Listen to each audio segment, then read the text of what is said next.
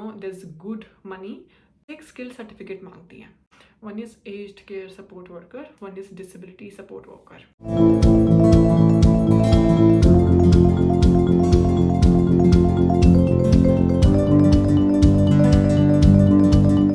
Hello everyone, welcome to Australia वाले.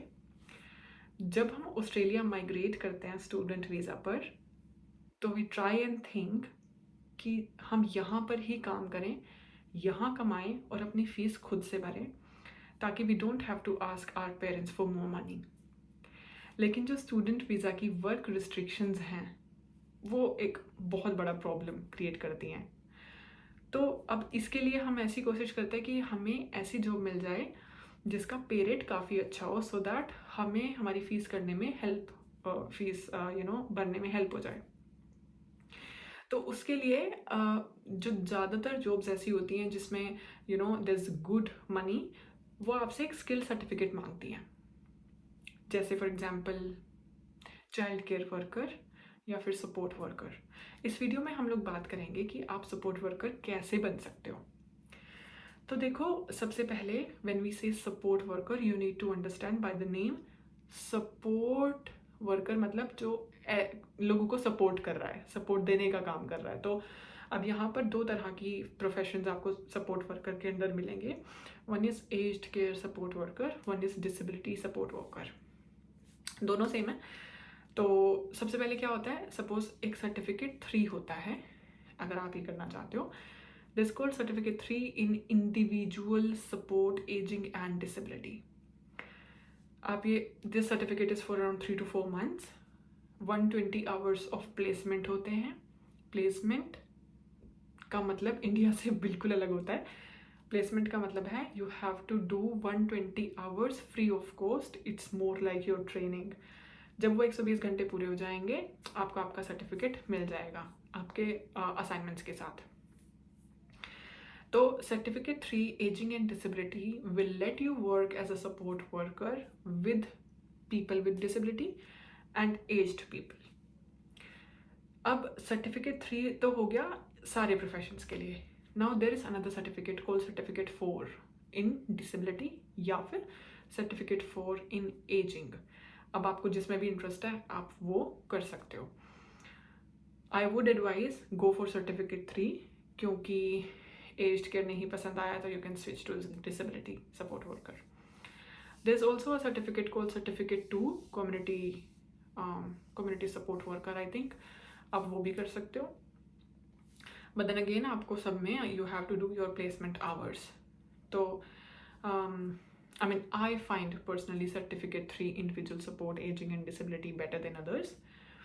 अब suppose आपने सर्टिफिकेट कर लिया, आपकी प्लेसमेंट भी हो गई, then there are different sectors जब आप काम कर सकते हो. अब वो सेक्टर्स का मतलब है कि अलग अलग मतलब प्रोफेशन तो सेम ही रहेगा, but they will be different settings जिसमें आप काम कर सकते हो.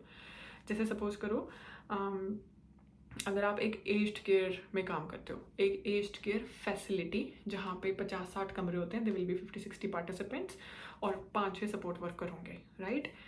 वहाँ पे आप कहलाते हो assistant in nursing, AIN. You are working as a support worker but there is a name called AIN. Now suppose करो you are working with somebody who is disabled और आप उसके घर पे जाके उसको सर्विस देते हो. Now that is called home care.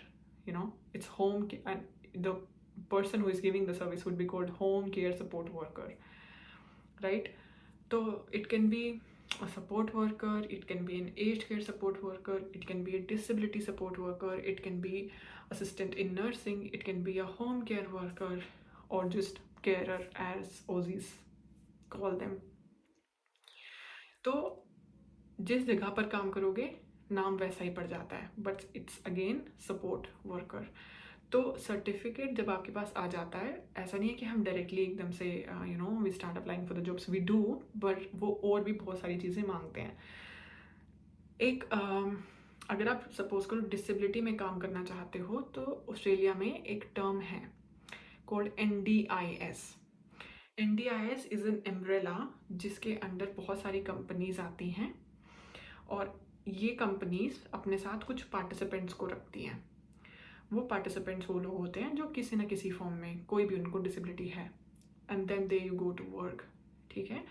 तो it's more like a board, NDIS, which is national disability insurance scheme. तो सपोज करो आप NDIS के अंडर काम करने वाले हो, तो विक्टोरिया में भी और न्यू साउथ वेल्स में भी ये नेशनल एक चेक है। इसमें आपकी हिस्ट्री चेक होती है, तो आपको कुछ फॉर्म वगैरह फिल करके बाय पोस्ट भेजना होता है गवर्नमेंट को, और आपका क्लियरेंस आता है। अभी इसमें बहुत ज़्यादा टाइम लगता है, it can take up to 2-3-4 months. तो जैसे ही आप अपना सर्टिफिकेट 3 शुरू कर दो, साथ के साथ अपना NDIS का फॉर्म भर के भेज दो, ताकि आपका जो क्लियरेंस है it can come through in time और आप जॉब्स अप्लाई करना शुरू कर दो। क्योंकि अगर आपके पास ये नहीं होगा, it's really difficult to find jobs, क्योंकि बहुत सारे एम्प्लॉयर्स इस बात पे चिपक जाते हैं कि उनको सर्टिफिकेट, आपका क्लियरेंस चाहिए, उसी के बाद वो आपको जॉब देंगे। एक वर्किंग विद चिल्ड्रन चेक, क्योंकि डिसेबिलिटी में बच्चे भी हो सकते हैं।